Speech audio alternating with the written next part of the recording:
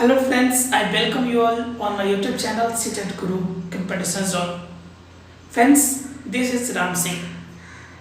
Friends, ये evening session है और मैं हाजिर हूँ लेकर आपके लिए एक स्पेशल टॉपिक जो है आपके कार्बन एंड इट्स कंपाउंड के चैप्टर से. क्लास 10th का ये इतना इम्पोर्टेंट जॉब टॉपिक है कि आप समझ सकते हैं कि आपके एग्जाम में 5 मार्क्स के क्वेश्चंस और ऑब्जेक्टिव क्वेश्चन भी अक्सर इसी चैप्टर से लिए जाते हैं. तो आपने इंपॉर्टेंस के अकॉर्डिंग इस चैप्टर पे ज़्यादा केयर करना आपकी ड्यूटी बनती है ताकि आपके मार्क्स बेटर आ सके. फ्रेंड्स, इसमें हम लोगों ने संतृप्त एवं असंतृप्त हाइड्रोकार्बन के बारे में देख लिए थे. अब देखना है हम लोग को इनके श्रृंखला एवं इनके स्ट्रक्चर के बारे में, इनके नामकरण के बारे में, से अतिरिक्त कुछ और कार्बनिक यौगिक के नामकरण के बारे में. इसलिए फ्रेंड्स, आज का सेशन रहने वाला है काफ़ी इंपॉर्टेंट. आप प्रतिदिन शाम के 6 बजे इस सेशन को देखना ना भूलें. ये फ्रेंड्स सभी दिन शाम को 6 बजे लाइव से फॉर्म में आता है, जिसमें आपकी हिस्सेदारी आपका बनना ज़्यादा ज़रूरी है, क्योंकि इस सेशन के आज के सेशन कंप्लीट होने के बाद कल हम लोग ऑब्जेक्टिव सेशन भी लेकर आएंगे सेम चैप्टर का. इससे आपका रिवीजन भी हो जाएगा और एग्जाम के लिए बेनिफिट भी होगा.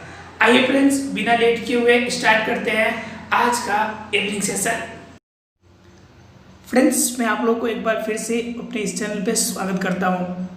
अगर पीछे की बात करें फ्रेंड्स, हम लोगों ने क्लास में क्या देखा था, क्या पढ़ा था, तो पिछली क्लास में मैंने आपको दिखाया था लास्ट पॉइंट असंतृप्त हाइड्रोकार्बन के बारे में, जिसमें हमने देखा था इनके स्ट्रक्चर बिंदु संरचना के बारे में, जिसमें मैंने स्पेशली आपसे चर्चा किया था डबल बॉन्ड को लेकर और ट्रिपल बॉन्ड को लेकर, जिसमें हमने देखा था ये चीज़ भी देखा था कि किस फॉर्म में बिंदु संरचना बनता है और इसका नामकरण कैसे किया जाता है.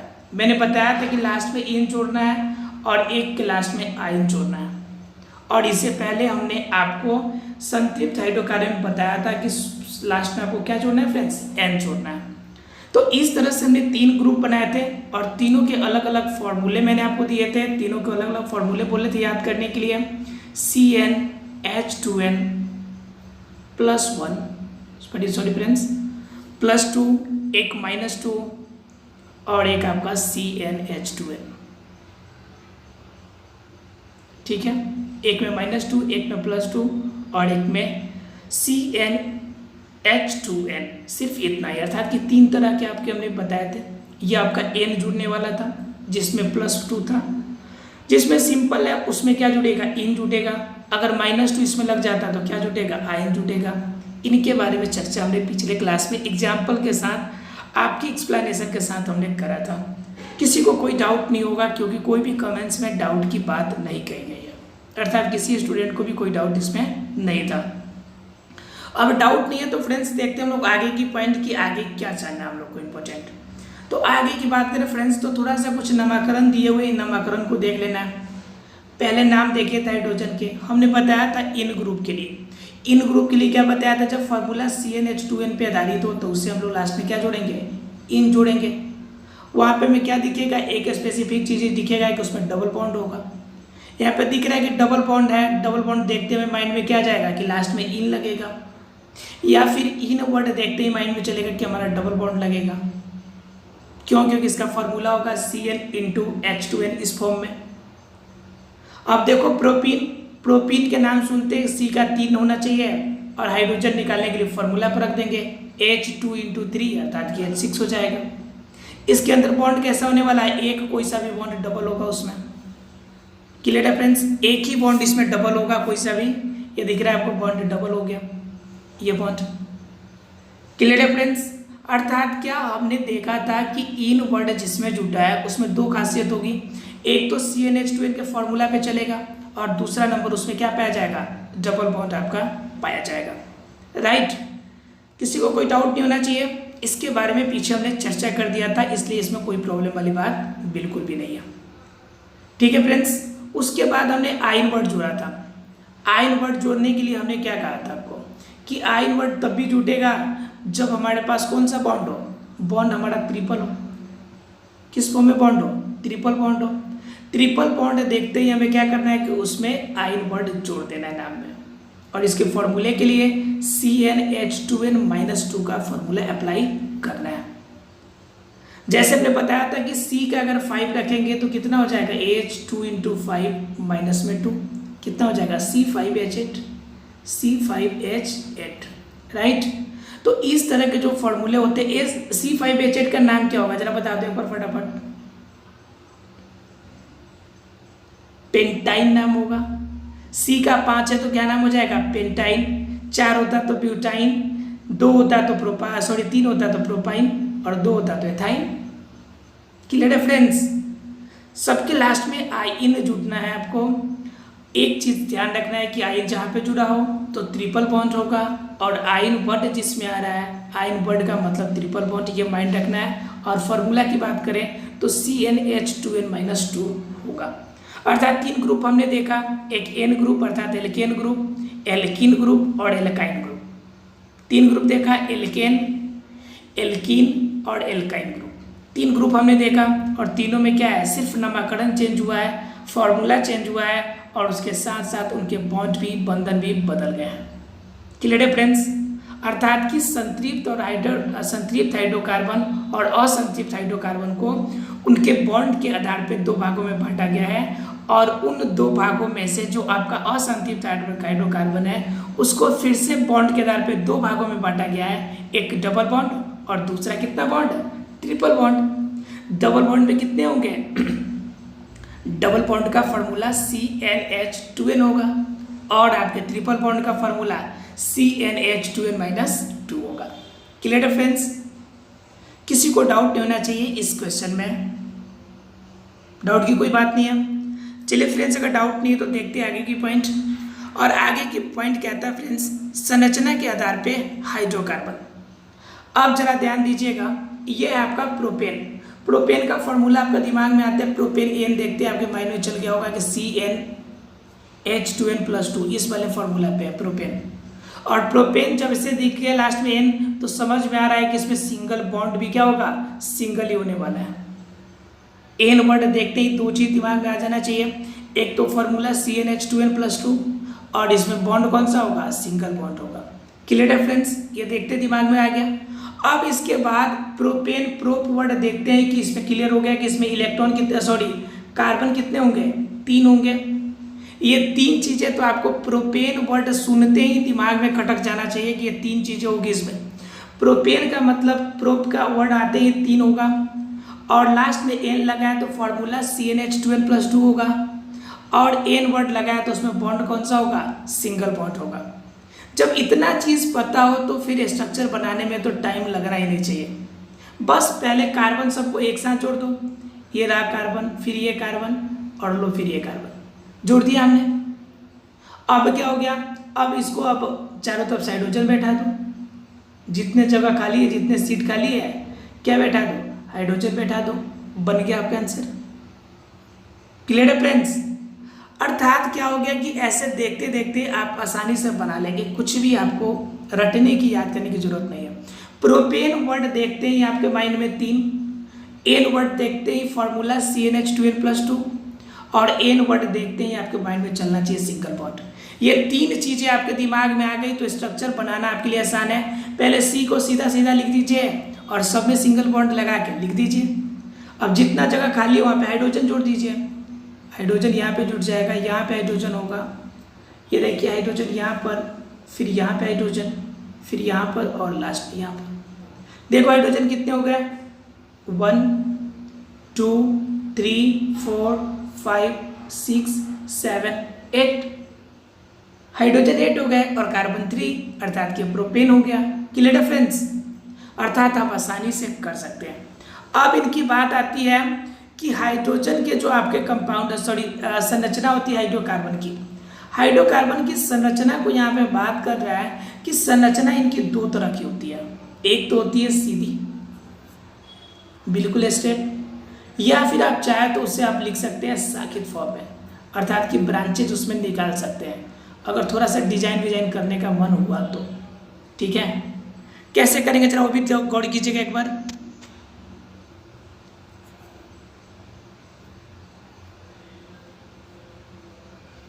ठीक है, कैसे करेंगे वो देख लीजिए। सीधी की बात करें तो सीधे में देखिए आपका कार्बन परमाणु हमने क्या किया है, सीधा सीधा अरेंज कर दिया और ऊपर नीचे चारों तरफ से हमने क्या किया है, हाइड्रोजन परमाणु को जोड़ दिया है, बन गया सीधा। लेकिन शाखित वाले में क्या है, ये देखिए 4 है तो 4 को क्या कर दिया, एक कार्बन परमाणु से एक इधर जोड़ दिया, एक इस साइड में जोड़ दिया, एक बगल के साइड में कर दिया और एक नीचे कर दिया। ठीक है, अगर इसको देखिए यहाँ पे, तो यहाँ पे आपके 5 वाले को आप यहाँ से देखिए 4 सीधा सीधा कर दिया हमने, 4 सीधा सीधा कर दिया और एक नीचे की तरफ कर दिया। तो इस तरह से ब्रांचें निकल सकती है, कहीं से भी हम लिख सकते हैं, निकाल सकते हैं। लेकिन एक बात ध्यान रखना, जहां से निकालेंगे IUPAC नामकरण कहता है कि वहीं से शुरू होगा, उसका नामकरण जहां से आप तोड़ेंगे वहीं पे आपका शुरू होगा, वहीं से जुटेगा। जहां से शाखाएं बनेगी वहीं से उनका नामकरण में भी चेंजेस आएगा। उसके बारे में हम आगे बात करेंगे। ये क्लियर हो गया फ्रेंड्स सब किसी को, कि अर्थात की संरचनाएं इनकी 2 तरह की हो सकती है। सीधी, सीधी का मतलब कार्बन परमाणु एक रेखा में हो, सीधी का मतलब कार्बन परमाणु क्या हो, एक सीधी रेखा में हो, और शाखित का मतलब किसी भी पॉइंट से कार्बन परमाणु नीचे की तरफ, कार्बन के परमाणु ऊपर की तरफ, साइड में कहीं भी आपका निकल सकता है। तो उसे हम लोग क्या कहेंगे फ्रेंड्स, उसे कहेंगे हम लोग कि ये शाखित हो रहा है, अर्थात क्या हो गया ये फ्रेंड्स हो जाएगा आपका, किसी भी फॉर्म में आप चाहे तो जोड़ के उसे आप यूज कर सकते हैं। अर्थात कि 2 तरह के हो गए आपके, एक तो शाखित और दूसरा कैसा हो गया आपका सीधा। अर्थात कि हाइड्रोकार्बन के 2 आधार पर अर्थात कि उनकी संरचना तैयार की जा सकती है। क्लियर है फ्रेंड्स, किसी कोई डाउट नहीं है? अगर नहीं है डाउट तो फ्रेंड्स देखते हैं अगला क्वेश्चन। इसमें अगला पार्ट क्या कहता है। अब जैसे देखो यहाँ पे पेंटेन की संरचना है।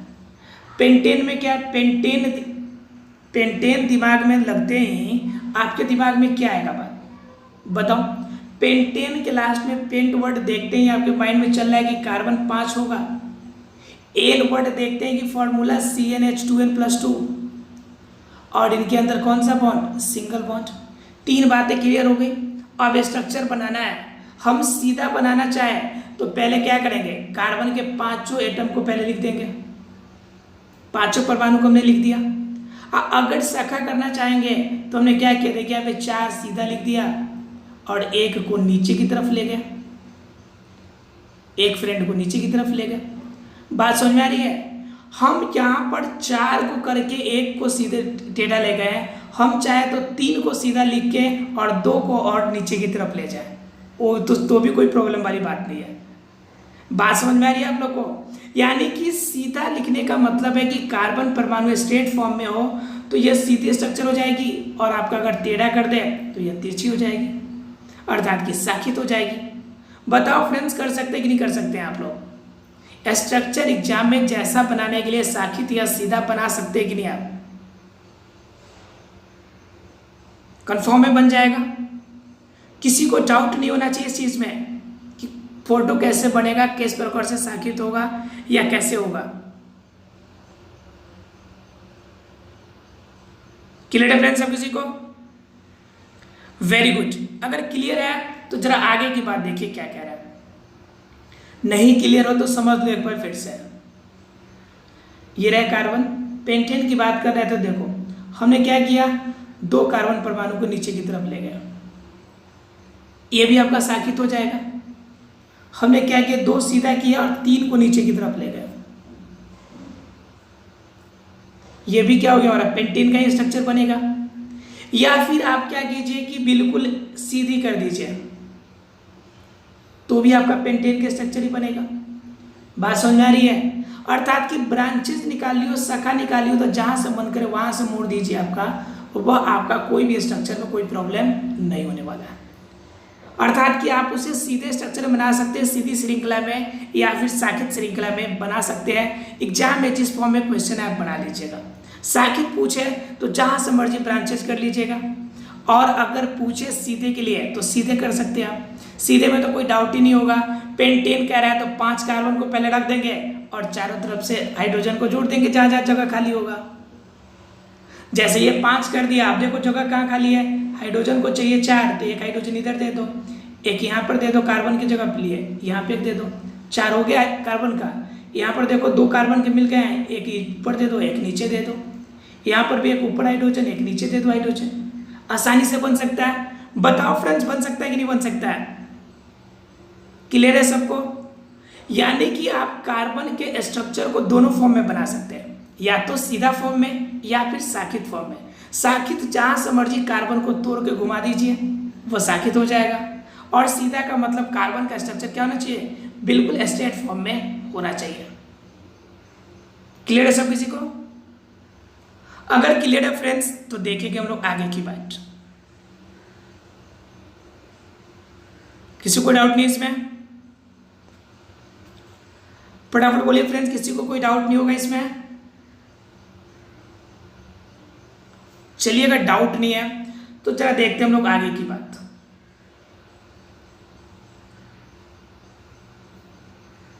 हटा दिया फोटो, थोड़ा सा जगह कम पड़ रहा था। प्राकृतिक समूह, प्राकृतिक समूह के अंतर्गत आपके क्या आएंगे जरा उसे देख लेते हैं हम लोग। प्राकृतिक समूह के अंदर आपके हाइड्रोजन श्रृंखला में यह तत्व एक या अधिक हाइड्रोजन को इस प्रकार प्रतिस्थापित करते हैं कि कार्बन की संयोजकता संतुष्टि पूरी रहती है। ऐसे तत्वों को विषम परमाणु कहते हैं। अब क्या होगा जरा गौर कीजिएगा इस बात पे, क्या कह रहा है आपका।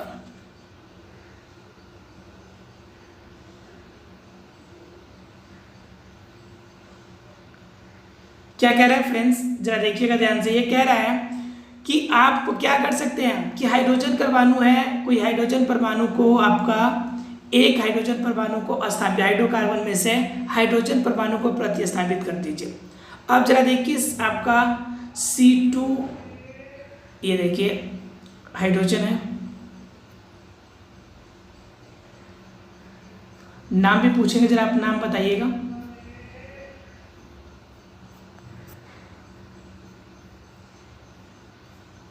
जरा नाम बताइए फटाफट, इसका नाम क्या है?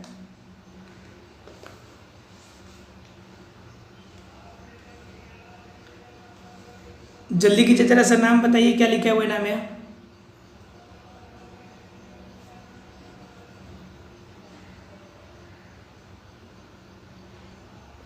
नाम फटाफट बताइए आप लोग, क्या लिखा हुआ है नाम।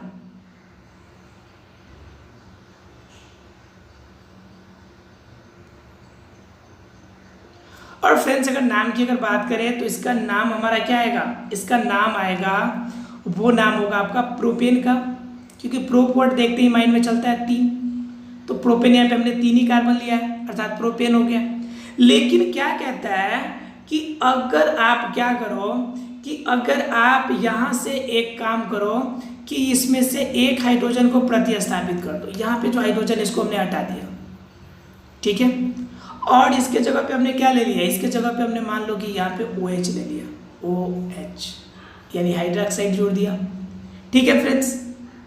तो यहाँ पे जब प्रतिस्थापित कर लेंगे तो यहाँ पे एक अलग परमाणु बन जाएगा, एक विषम परमाणु फॉर्म में आ जाएगा, एक अलग फॉर्म में आ जाएगा, या कार्बनिक यौगिक एक अलग फॉर्म ले लेगा, तो अलग नाम से आ जाएगा आपका, क्योंकि प्रोपेन था लेकिन प्रोपेन में से हमने क्या किया, हाइड्रोजन को रिप्लेस करके वहाँ पे OH अर्थात कि हाइड्रोक्साइड को शामिल कर दिया है। हाइड्रोक्साइड को शामिल करने के साथ ही यहाँ पे थोड़ा सा स्ट्रक्चर में क्या हो जाएगा, ये बदलाव आ जाएगा, इनके अंदर अलग चेंजेस आ जाएंगे, अर्थात कि उनकी कार्बन की संयोजकता तो पूरी हो गई। कार्बन को टोटल कितना चाहिए था, कार्बन को 4 चाहिए था, 4 तो मिल रहा है कार्बन को 4 चाहिए, अभी भी कार्बन को 4 प्राप्त हो रहा है, ये देखो कार्बन को 4 मिल जा रहा है। लेकिन यहाँ पर क्या हो गया कि हमने क्या किया कि हाइड्रोजन को यहाँ से रिप्लेस कर दिया। हाइड्रोजन की रिप्लेस करने की वजह से क्या हो गया, हाइड्रोजन की रिप्लेसमेंट होने की वजह से यहाँ पे हमने हाइड्रोक्साइड ले आया, और हाइड्रोक्साइड ले आने की वजह से इनकी परमाणु जो पहले यौगिक थी उनमें विषमता आ गई, एक अलग परमाणु बन गया। क्लियर है फ्रेंड्स? प्राकृतिक रूप में जो पाया जाता है उनके अंदर अगर हम हाइड्रोजन को रिप्लेस करके नई परमाणु वहाँ पे जोड़ दें तो एक नई अर्थात कि विषम परमाणु अर्थात विषम यौगिक हमें दिखाई पड़ता है। बताओ फ्रेंड्स, क्लियर है सब किसी को? यहाँ पे हमने हाइड्रोक्साइड जोड़ा है, यहाँ पे हम कार्बोक्सिल समूह जोड़ सकते हैं, अर्थात कि कोई भी अभिक्रियाशील समूह यहाँ पर चाहे तो हम लोग जोड़ सकते हैं। अभिक्रियाशील समूह उसे कहते हैं जो किसी भी अभिक्रिया करने के लिए हमेशा रेडी रहते हैं और किसी भी फॉर्म में किसी भी यौगिक के साथ कभी भी डिस्प्लेस करके अपना स्थान बना लेते हैं। जैसे यहाँ पे हाइड्रोजन को डिस्प्लेस करके कौन बना लिया अपना जगह, हाइड्रोक्साइड बना लिया है। उसी तरह से यहाँ पे कार्बोक्सिल समूह जोड़ सकता है, COOH, ठीक है फ्रेंड्स, इसलिए इसे हम लोग अभिक्रियाशील समूह के नाम से जानते हैं। किस नाम से जानते हैं फ्रेंड्स? अभिक्रियाशील समूह। अभिक्रियाशील समूह का मतलब होता है जो अभिक्रिया कर ले, फास्ट आसानी से कर ले अभिक्रिया, उसे अभिक्रियाशील समूह के नाम से जानते हैं। अर्थात कि उसे प्रक्रियात्मक समूह भी कहते हैं। अर्थात कि विषम परमाणु या विभिन्न परमाणुओं के समूह जो कार्बन यौगिक को अभिक्रियाशील तथा विशिष्ट गुण प्रदान करता है, प्रक्रियात्मक समूह कहलाता है। अर्थात कि अभिक्रियाशील समूह जब उसके अंदर जुटेगा तो उस समूह को हम किस नाम से जानेंगे? प्रक्रियात्मक समूह। तो यहाँ पे जो OH जुटा हाइड्रोक्साइड है, कौन सा समूह है? प्रक्रियात्मक समूह या हाइड्रोक्साइड समूह है। तो फ्रेंड्स, आगे की अगर बात करें हम लोग, तो आगे की जो पॉइंट आपके लिए मोस्ट इंपोर्टेंट है, वो पॉइंट आपके लिए कौन सी इंपोर्टेंट है वो जरा ध्यान दीजिए। वो पॉइंट आपके लिए इंपोर्टेंट है, वो आपको मैंने अभिक्रियाशील समूह बताया, OH बताया। अभी आपको मैंने बताया कि OH अभिक्रियाशील समूह है, COOH ये भी आपका अभिक्रियाशील समूह है, इसे कार्बोक्सिल समूह कहते हैं। उसके बाद O और दोनों तरफ से आपके जुड़ सकते हैं, ये आपका ईथर का समूह है। अर्थात कि यह भी एक प्रकार का अभिक्रियाशील समूह है। इन समूह के बारे में भी आपको जानना है, ठीक है फ्रेंड्स। तो जरा सा जानते हैं थोड़ा सा डिटेल में। इसे आप याद रखिएगा, ये अभिक्रियाशील समूह है जो हाइड्रोजन को डिस्प्लेस करके उसके जगह पे खुद से अपना जगह बना लेता है, और जिस फॉर्म में यह अपना जगह बनाएगा उसी फॉर्म में इसका नामकरण भी होने वाला है। क्लियर है फ्रेंड्स? तो फ्रेंड्स, इसके बारे में हमें जानना है। और ये क्या करेंगे कि हाइड्रोजन को आपका डिस्प्लेस करके अपना जगह लेंगे, उनके स्थान पे ये खुद को अपने आप को रखेंगे। ठीक है फ्रेंड्स, अब देखते हैं कि इसमें क्या क्या चेंजेस हो सकता है, किस फॉर्म में ये जुटेगा, इनके बारे में हम लोग देखते हैं। तो फ्रेंड्स, आगे की बात कहते हैं इसमें समजातीय श्रेणी। अब देखिए समजातीय श्रेणी क्या होता है। समजातीय श्रेणी का मतलब ये होता है कि जब किसी भी कार्बनिक यौगिक के समूह में, अर्थात कि कोई भी हाइड्रोकार्बन हो, उनमें जब सभी में एक ही तरह के अभिक्रियाशील समूह जुड़ते हैं तब उसे समजातीय श्रेणी के अंतर्गत रखा जाता है। जरा इस बात पे गौर कीजिएगा आप कि यह क्या हो रहा है यहाँ पर और किस फॉर्म में इसका नामकरण है। ध्यान दीजिए यहाँ पे देखिए CH3 में एक वर्ड जुटा है आपका OH। यहाँ पर ध्यान दीजिए कि यहाँ पर भी जुटा है आपका OH, फिर उसके बाद यहाँ भी जुटा है आपका OH, और सबसे लास्ट में भी आपका जुड़ा है OH। अर्थात सभी में एक चीज आपको दिख रही है कि अभिक्रियाशील समूह सभी में जुटे हैं। कौन सा? OH। इसमें भी OH, इसमें भी OH और इसमें भी OH। अब सभी में जब एक समान अभिक्रियाशील जुटे हाइड्रोजन को डिस्प्लेस करके, तो समझ सकते हैं कि यह हमारा श्रेणी जो होगा किस श्रेणी के अंतर्गत आएगा, और इसे हम लोग किस नाम से जानते हैं फ्रेंड्स? समजातीय श्रेणी। समजातीय श्रेणी का मतलब होता है कि वैसी श्रेणी, वैसा ग्रुप जिसके अंदर अलग अलग आपके क्या होते हैं, पार्ट्स आपके जुड़े हुए होते हैं, अभिक्रियाशील समूह जुड़े हुए होते हैं, लेकिन एक ही स्तर में एक ही जैसे जुड़े हुए होते हैं। यहाँ पे हाइड्रोक्साइड जुड़ा हुआ है सब में, इसलिए सभी के सभी क्या होंगे? समजातीय श्रेणी के अंतर्गत आएंगे। अगर OH के जगह पे सभी जगह सिर्फ COOH जुड़ा रहता तो भी यह क्या होता हमारा? यह भी तो भी समजातीय श्रेणी होता। यानी एक ही तरह की अभिक्रियाशील समूह जब दो से अधिक यौगिकों में जुड़े तो उन सभी श्रेणियों को हम किस नाम से जानेंगे? समजातीय श्रेणी के नाम से। क्लियर है फ्रेंड्स? सब किसी को डाउट है तो बोलिए। किसी को डाउट नहीं है? चलिए, अगर डाउट नहीं है तो जरा सा देखिए आगे। डाउट है तो बोलते चलिएगा। किसी को डाउट है तो बोलते चलिएगा। जरा यहाँ पे देखिए, समजातीय श्रेणी का डाउट नहीं है तो देख लेते हैं आगे।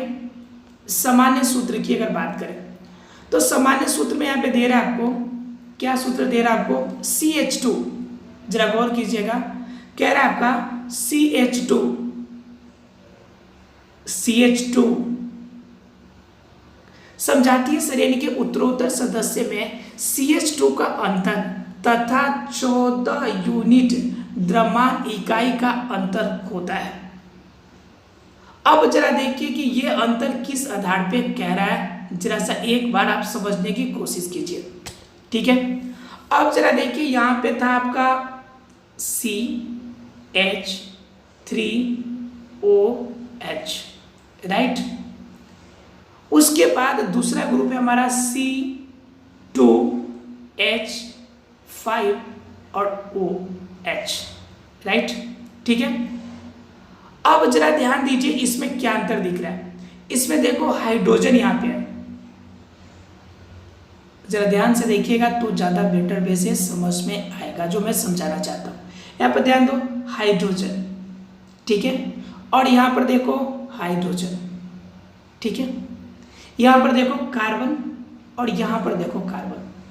इसमें कार्बन के एक ही है, यहाँ पे कार्बन के 2 हो गए, यहाँ पे हाइड्रोजन के 3 है और यहाँ पे हाइड्रोजन के क्या हो गए, 5 हो गए। तो यहाँ पर क्या बढ़ा, सिर्फ बढ़ा, यहाँ पर क्या है, बढ़ा यहाँ पर सिर्फ CH और 2, यानी कार्बन के 1 और हाइड्रोजन के 2 परमाणु बढ़े हैं। क्या बढ़े, कार्बन के 1 और हाइड्रोजन के कितने परमाणु बढ़े हैं, 2, अर्थात क्या बढ़ा है यहाँ पर बढ़ा है हमारा CH2 का फॉर्म। क्या बढ़ा है फ्रेंड्स, CH2। समजातीय शरीर में किसकी उत्तरोत्तर अगर देखें, लगातार देखें तो उसमें वृद्धि किसकी होने वाली है, CH2 की वृद्धि सब में होगी। क्यों होगी, इसके बाद वाला ग्रुप को भी देख लेते हैं एक बार कि होता है कि नहीं होता है वास्तव में ऐसा। तो अगले ग्रुप की अगर बात करें फ्रेंड्स तो C2H5OH था, अगले ग्रुप की बात करें तो क्या हो जाएगा, C3H, हटाता हूँ मैं फोटो, H7 और OH, राइट। अब यहाँ पर देखो ये था हमारा क्या, C2H5 और यहाँ पे C3H7। अब इसके अंदर कितना का अंतर है, 1 कार्बन और 2 हाइड्रोजन का, अर्थात अंतर कितने का हुआ, 1 कार्बन और 2 हाइड्रोजन का, राइट। अब यह क्लियर हो गया होगा कि जब लगातार हम अगर बढ़ेंगे, लगातार फॉर्म में जाएंगे, उत्तरोत्तर बढ़ेंगे, तो उसमें किसका अंतर होना चाहिए, CH2 का अंतर होना चाहिए। समजातीय श्रेणी उसे कहते हैं जिनमें एक ही तरह के अभिक्रियाशील समूह हो और उन अभिक्रियाशील समूह के आधार पे अगर उत्तरोत्तर देखें अर्थात लगातार देखें तो लगातार उसमें क्या अंतर होगा, उसमें CH2 का अंतर होगा। किसका अंतर होगा फ्रेंड्स, CH2, अर्थात कि कार्बन और हाइड्रोजन के 2 परमाणु का अंतर होगा। क्लियर है फ्रेंड्स। उसके बाद एक और चीज कह रहा है कि कार्बन परमाणु के 14 यूनिट के द्रव्यमान का अंतर होगा। बिल्कुल होगा 14 यूनिट का। 14 यूनिट का क्यों कह रहा है, क्योंकि 12 यूनिट, जरा ध्यान दीजिएगा इसमें, क्यों 14 यूनिट का अंतर। ये क्लियर हो गया सब किसी को, फटाफट एक बार बता दीजिए मुझे कि ये क्लियर हो गया, उसके बाद मैं उसको भी समझा देता हूँ। बताओ फ्रेंड्स, ये क्लियर हो गया। किसी भी 2 उत्तरोत्तर अगर हम जाएंगे, किसी भी 2 उत्तरोत्तर समजातीय श्रेणी में कितना का अंतर होगा, तो CH2 का अंतर होगा। बताओ फ्रेंड्स, क्लियर है सबको, किसी को डाउट नहीं इसमें। अगला लेंगे तो क्या हो जाएगा, C4H9 और लास्ट में OH। क्लियर है फ्रेंड्स, किसी को डाउट नहीं होगा। चलिए अगर डाउट नहीं है तो अब जरा ध्यान दीजिएगा कि क्या अंतर होगा। ये कह रहा है जो 14 यूनिट द्रव्यमान की बात, तो 14 यूनिट द्रव्यमान कैसे बढ़ेगा, जरा गौर कीजिएगा। एक ही बात का कहने का दूसरा स्टाइल है। हमने अभी देखा कि CH2 बढ़ रहा है। क्या बढ़ रहा है फ्रेंड्स, CH2, और कार्बन के अंदर कितने होते हैं, 6 प्रोटॉन होते हैं और 6 न्यूट्रॉन होते हैं। तो टोटल इसका द्रव्यमान कितना हो गया, 12 यूनिट। कितना द्रव्यमान हो गया, 12 यूनिट, राइट। उसके बाद एक हाइड्रोजन परमाणु के अंदर 1 यूनिट का द्रव्यमान होता है, क्योंकि इनमें न्यूट्रॉन नहीं पाया जाता है, सिर्फ प्रोटॉन होता है, इसलिए एक हाइड्रोजन के पास 1 यूनिट का द्रव्यमान। और जब 2 हाइड्रोजन यहाँ पे है तो 2 यूनिट बढ़ेगा, यानी 1 + 1, तो टोटल कितने हो जाएंगे, 2 यूनिट हो जाएगा। टोटल कितना होगा फ्रेंड्स, 2 यूनिट। 2 यूनिट और 12 यूनिट दोनों को जोड़ दीजिए, तो जोड़ने के बाद कितना यूनिट आ जाएगा, 14 यूनिट आ जाएगा। बताओ फ्रेंड्स, क्लियर है कि नहीं क्लियर है। अर्थात क्या, 2 उत्तरोत्तर अर्थात कि 2 लगातार समजातीय श्रेणी को अगर देखेंगे तो उनके अंदर 14 यूनिट का फर्क होगा, उनके अंदर 14 यूनिट का फर्क होगा, या फिर कह सकते हैं कि उनके अंदर CH2 का फर्क होगा। बताओ फ्रेंड्स, क्लियर है कि नहीं। एक ही बात को कहने का दूसरा स्टाइल है कि द्रव्यमान में 14 यूनिट का बदलाव और उनके अगर परमाणु को देखा जाए तो CH2 का बदलाव होगा। बताओ फ्रेंड्स, क्लियर है। क्लियर है फ्रेंड्स सब किसी को? ठीक है ना।